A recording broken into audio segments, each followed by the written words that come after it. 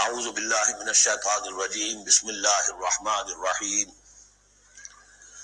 اقرأ بسم ربک الذی خلق خلق الانسان من علق اقرأ وربک الاکرم الذی علم بالقلم علم الانسان ما لم يعلم صدق اللہ العظیم رب اشرح لي صدری ویسر لي امری واحلل عقدۃ من لسانی یفقهوا قولی۔ اس سے پہلے کئی مرتبہ یہ عرض کیا جا چکا ہے کہ حضور پر جو پہلی وحی آئی تقریباً اجماع ہے اس پر کہ وہ یہ 5 آیات ہیں سورہ علق کی۔ آپ کی عمر شریف جب 40 برس کے لگ بھگ ہوئی، حضرت عائشہ صدیقہ رضی اللہ تعالی عنہا کی ایک روایت میں یہ ساری چیزیں موجود ہیں، تو خلوت گزرنی محبوب ہو گئی، غور و فکر کا غلبہ ہو گیا۔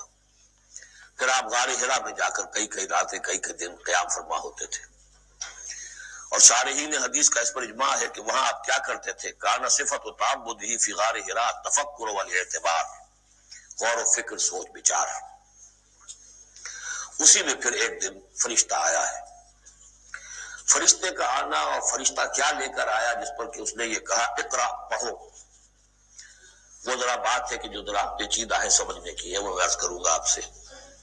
روایت یہ ہے کہ فرشتے نے کہا اقرا، تو حضور نے فرمایا ما انا بقاری۔ فرشتے نے اپنے ساتھ کھینچا لگا کر سینے کے ساتھ، پھر چھوڑ دیا، کہا کہو اقرا۔ حضور نے پھر کہا میں ما انا بقاری۔ تیسری مرتبہ پھر کیا، 3 مرتبہ کرنے کے بعد پھر یہ اقرا بسم ربک الذی خلق۔ تو اس میں میرے نزدیک وہ روایت صحیح ہے کہ یہ جو پہلی وحی آئی ہے یہ ما بین النوم والیقظہ، جبکہ آپ نیم بیداری اور نیم خوابیدگی کی کیفیت میں تھے، اور فرشتہ اس وقت ایک تختی پر لکھی ہوئی یہ آیات لے کر آیا تھا۔ ورنہ ظاہر بات ہے کہ آدمی پڑھا ہوا نہ ہو، تب بھی اسی کی اپنی زبان میں کہا جا رہا ہو کہ یوں کہو، تو وہ تو کہنا مشکل نہیں تھا۔ 40 برس کی عمر تھی آپ کی، کوئی آپ بچے تو نہیں تھے، کوئی شے تھی کہ جس کو پڑھنا تھا۔ وہ جو پڑھنا ہے تو وہ اصل میں یہ اس عالم میں کہ جس کو آپ کہیں گے ما بین النوم والیقظہ، بیداری اور خواب کے بین کی کوئی کیفیت تھی جس میں کہ فرشتہ آیا ہے اور اپنی اصل ملکی شکل میں آیا ہے۔ اس لیے کہ پھر اس نے جب وہ بھی کوئی چیز لکھی ہوئی لایا ہے، روایتوں میں آتا ہے سونے کی تختی تھی جس پر یہ آیات لکھی ہوئی تھی، تو اس پر آپ نے کہا ما انا بقاری، میں تو پڑھا ہوا نہیں ہوں۔ اب بات اس کے ساتھ مطابقت رکھتی ہوئی ہے، لیکن پھر جو سینے کے ساتھ بھینچا ہے 3 مرتبہ، تو اس سے گویا کہ آپ کے اندر وہ استعداد پیدا ہو گئی، پھر آپ نے اس کو پڑھا۔ اور یہ میں یاد دلاتا ہوں کہ میں نے جب کہا تھا کہ جب دوسری وحی فترت کے بعد آئی ہے سورہ مدثر کی، تو حضور نے جب دیکھا تھا کہ اب یہ افق اعلیٰ پر یا افق مبین پر حضرت جبرائیل نظر آئے، کیسے پہچان لیا؟ وہی فرشتہ جو غار حرا میں آیا تھا، تو وہاں بھی وہ اپنی اصل ملکی شکل میں تھے، لیکن وہاں جو رؤیت حضور کو حاصل ہوئی تھی وہ پوری بیداری کی حالت کی نہیں تھی، ما بین النوم والیقظہ، یعنی کچھ نیم خوابی اور نیم بیداری کی کیفیت تھی، لیکن دیکھ لیا تھا حضرت جبرائیل کو ان کی اصل ملکی شکل میں اس وقت۔ لہذا پھر جب وہ پہاڑ سے اترتے ہوئے یا محمد کی صدا آئی، اور پھر آپ نے 2 مرتبہ پہ ادھر ادھر دیکھا، کوئی نظر نہیں آیا، تو آپ کو کچھ خوف سا بھی طاری ہوا۔ پھر اچانک نگاہ اٹھی تو دیکھا کہ وہی فرشتہ کہ وہی کہ جو غار حرا میں آیا تھا، اس طرح ہے کہ آسمان زمین کے مابین افق پر، اور اس طرح سے کہ پورا افق بھر گیا۔ تو یہ ہے اس کا پس منظر۔ اقرا بسم ربک الذی خلق، پڑھو اپنے اس رب کے نام سے جس نے پیدا کیا۔ خلق الانسان من علق، انسان کو پیدا کیا اس نے اس جوں کی طرح کی چیز سے کہ جو رحم مادر میں چمٹ گئی تھی۔ اقرا وربک الاکرم، پڑھو اور تمہارا رب بہت کریم ہے، بہت کریم ہے، بہت مہربان ہے۔ الذی علم بالقلم، جس نے کہ تعلیم دی ہے قلم کے ساتھ۔ عام انسانی تعلیم قلم کے ذریعے سے ہے، حضور کے لیے قلم کے درجے میں فرشتہ ہے، فرشتے کے ذریعے سے حضور کو سکھایا گیا ہے۔ علم الانسان ما لم یعلم، اور انسان کو سکھایا ہے جو کچھ کہ وہ نہیں جانتا تھا۔ اس وحی سے، جیسا کہ میں نے بارہا عرض کیا ہے، اب 25واں 26واں دن ہے آج، کہ اس سے آپ کی نبوت کا ظہور ہو گیا۔ نبی تو پیدائشی طور پر نبی ہوتا ہے، لیکن اس کا ظہور ہوا ہے اس وحی کے ساتھ۔ البتہ اس میں کوئی تبلیغ کا حکم نہیں ہے، وہ تو پھر جب وہ وحی آئی ہے، جب کہ فرشتے کو دیکھا ہے افق اعلیٰ پر، افق مبین پر، اس کے بعد جب گھر گئے ہیں اور پھر آپ کمبل اوڑھ کر لیٹ گئے ہیں، دہشت کی کیفیت طاری تھی. پھر وہ سورہ مدثر کی آیات نازل ہوئی، یا ایھا المدثر قم فانذر وربک فکبر. وہاں سے پھر آپ کی رسالت کا آغاز ہوا کہ اے لحاف میں لپٹ کر لیٹنے والے، اب کھڑے ہو جاؤ، انذار کرو، خبردار کرو لوگوں کو، اور اپنے رب کی کبریائی کا اعلان کرو اور اس کی کبریائی کے نفاذ کی جد و جہد کرو. یہ ہم پڑھ چکے ہیں کل سورہ مدثر. اس کے بعد میں نے عرض کیا تھا سورہ مدثر ہی میں 7 آیتوں میں حضور سے خطاب کے بعد پھر 3 آیتیں تھیں. فَإِذَا نُقِرَ فِي النَّاقُورِ فَذَلِكَ يَوْمَئِذٍ يَوْمٌ عَسِيرٌ عَلَى الْكَافِرِينَ غَيْرُ يَسِيرٌ. یہاں پہ دیکھیے، یہاں اب 3 آیتیں آ رہی ہیں، یہ آخرت کا فلسفہ بیان کر رہی ہیں. کَلَّا إِنَّ الْإِنسَانَ لَيَطْغَىٰ.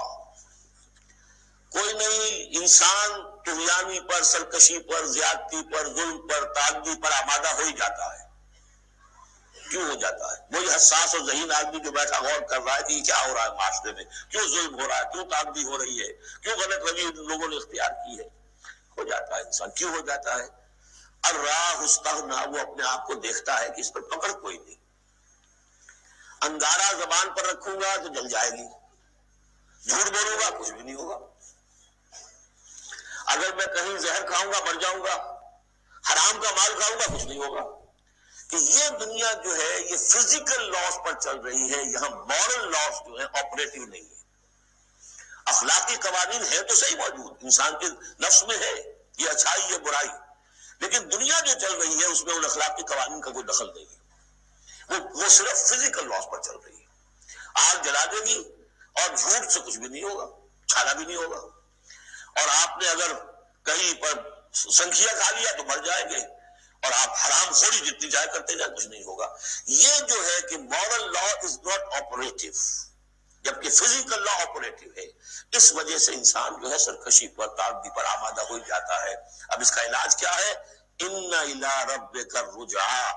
یہ عقیدہ کہ تمہیں اپنے رب کی طرف لوٹ کر جانا ہے، حساب کتاب ہوگا، جواب دہی ہوگی.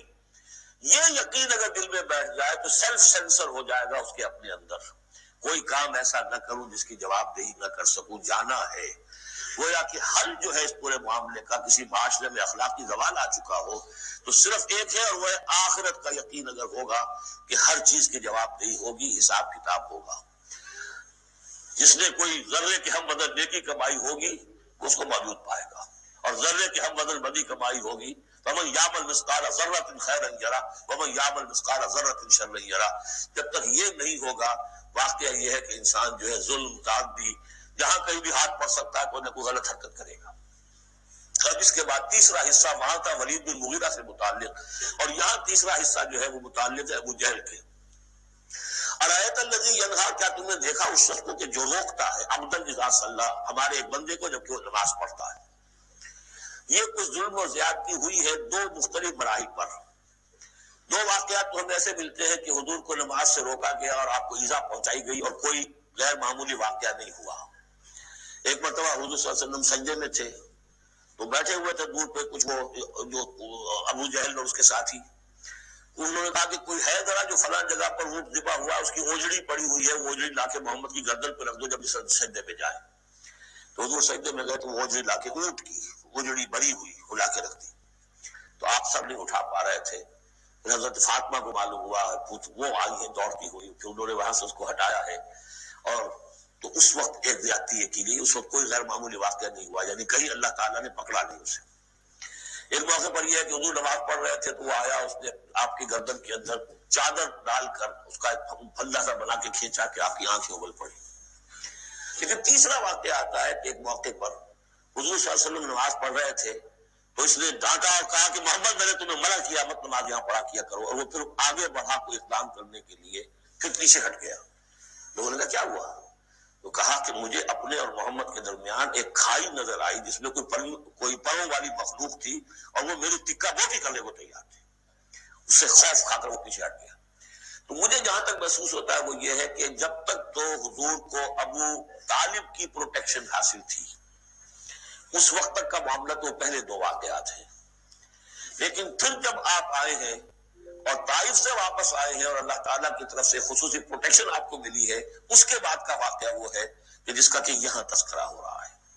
ارایت الذی ینہا، کیا تم نے دیکھا اس شخص کو جو روکتا ہے عمدن ہمارے ایک بندے کو اذا صلی، جبکہ وہ نماز پڑھتا ہے، ارأیت ان کان علی الہدی، کیا تم نے غور کیا اگر وہ شخص ہوتا ہدایت پر، یہی ابو جہل ہدایت کے راستے پر کاربند ہوتا، او ہمارا بالتقوی، یہ ہمت والا آدمی ہے، جرت والا آدمی ہے، بخیل نہیں تھا، اس نے یہی کہا تھا کہ بنی ہاشم نے اگر لوگوں کو غریبوں کو کھانے کھلائے ہم نے ان سے بڑھ کر کھلائے، ابھی تک تو ہم کندھے سے کندھا ملا کر آ رہے، وہ بخیل نہیں تھا، پھر جری تھا، بہادر تھا، میدان جنگ میں گیا ہے، لیڈ کیا ہے لشکر کو اپنے، اور جب گردن کاٹنے لگے تھے تو کہتا تھا نیچے سے کاٹنا تاکہ نیزے کے اوپر چڑھاؤ گے تو معلوم ہو کہ اونچی گردن ہے کسی سردار کی گردن ہے۔ تو یہ چیزیں اس کے اندر تھیں، مرد میدان تھا، لیکن یہ ہے کہ وہ جو صدق بالحسنی والے معاملے پہ آ کے مار کھا گئے۔